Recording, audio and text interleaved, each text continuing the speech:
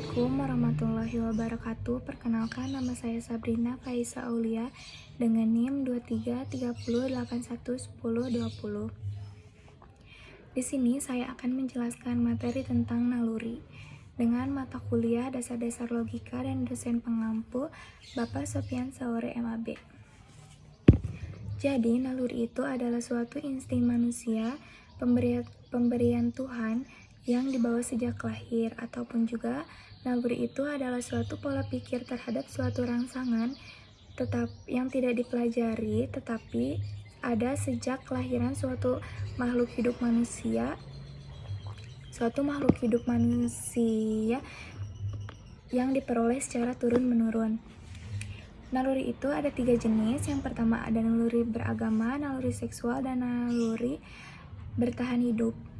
Jadi kalau yang ke satu itu naluri beragama, seperti contohnya kalau misalkan kita kesandung atau kita jatuh atau kita mendengar kabar yang kaget, yang membuat kita kaget gitu, kita pasti otomatis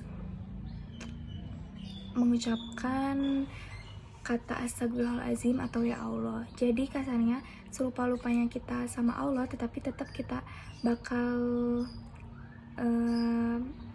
kalau misalkan kita kaget itu menyebut astagfirullahaladzim atau ya Allah.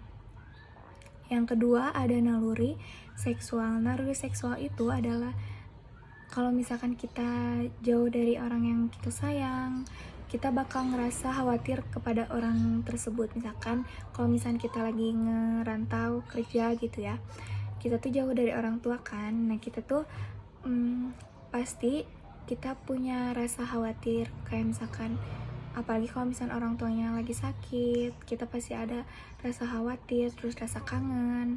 Terus kalau misalkan kita lagi makan, kita suka kayak bertanya orang tua kita juga di rumah makan belum ya, kayak gitu. Itu salah satu naluri seksual juga, contoh naluri seksual.